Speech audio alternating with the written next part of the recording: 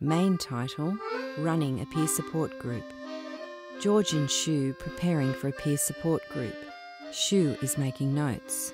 What we need to do is we need to organise a couple of things. Yes. The topic this week is about housing. Yes. And some of the housing problems we're having. Yes. I think there are a lot of Chinese people going to be here. Yes. We may need an interpreter.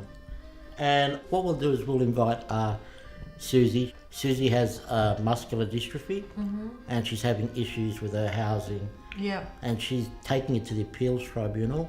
So she'll be one of our guest speakers. Yep. And we've got another person and they have an intellectual disability. I think you may know Joe. Yep. He's going to be there to talk as well. So if we give them each about 10 or 15 minutes to talk a bit through what's happening. Yeah. And then we do a bit of a Q&A after, or we can ask questions. Yeah. Title, Ground Rules and Boundaries. Kath speaking beside Roz. I think there's a bit of learning as you go with peer support. I think it varies depending on the group that you're with.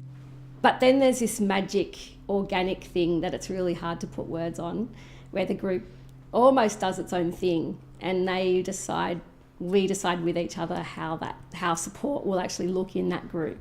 Some of it is around how you run a group.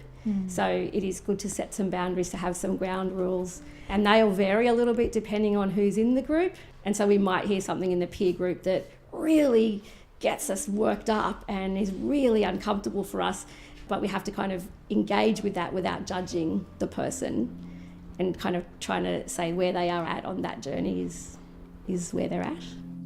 Title, Creating Space for Connections to Happen Naturally.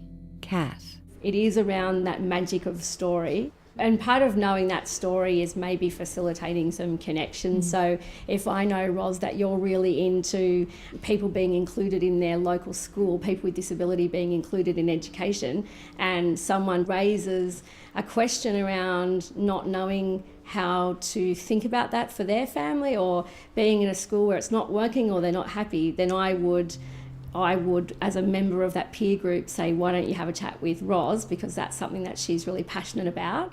It's just, again, knowing when you need to facilitate it in a formal, structured way, but also just leaving space that actually they're going to do it for themselves. The people in the group are going to find their own ways of connecting in ways that they're comfortable. Title, Difficult Conversations. Roz speaking beside Kath. Sometimes when the conversations start to go a bit difficult or one-directed, or it's finding that way to turn the corner and bring it back to somewhere where you're going to get an outcome, or somewhere where it'd be beneficial. Kath. It's tricky to know how to manage it sometimes. It can be a reminder to go back to the ground rules or the group rules, hopefully that the peer group has worked on together and decided upon together. Title, The Importance of Humour. Kath.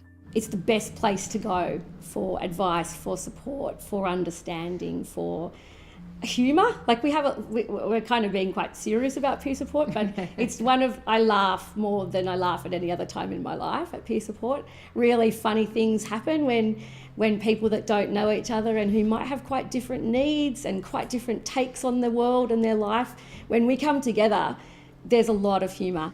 Roz. You kind of take the seriousness out of it, because outside that network it is very serious. It's about the doom and the gloom.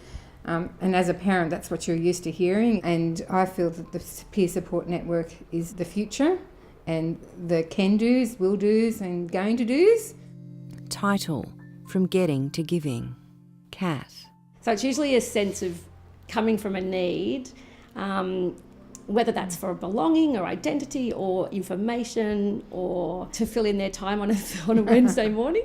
And then hopefully they go on a bit of a journey, having had a sense that, well, I've had some information, I've had my needs met, if you like, and another person was here last time and I could probably give them a hand or give them some information, or just be there to see how they go on the next steps that they're going to take. So hopefully it changes from coming with a need to coming because you want to contribute. Title, Building and Changing Community. Kath. Peer support's this amazing space where you come and get boosted by being with people who understand you and who share a lot of your lived experience. But from that space, we are then trying to connect with our broader community. Yeah. So it's like coming to the people who get me and getting some ideas and support and some affirmation and some validation maybe, and then going into the community because that's where I want to live my life.